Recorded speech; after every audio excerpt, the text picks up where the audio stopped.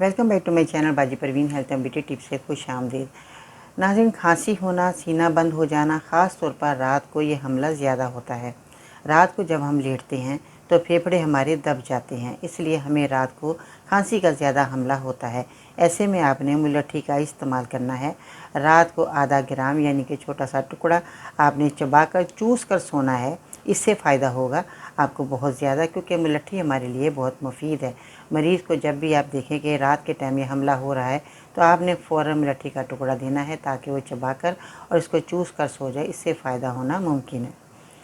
मेरी वीडियो को लाइक करें और मेरे चैनल को ज़रूर सब्सक्राइब करें। अगर आप मेरे चैनल पर नए हैं तो मेरे चैनल को सब्सक्राइब करें और बेल बटन आइकन को ज़रूर प्रेस कीजिएगा ताकि हर आने वाली वीडियो आप तक बहुत जल्द पहुंचती रहे और आप इसी तरह के मुफीद नुस्खे हासिल करके अपनी परेशानी को दूर करते रहें।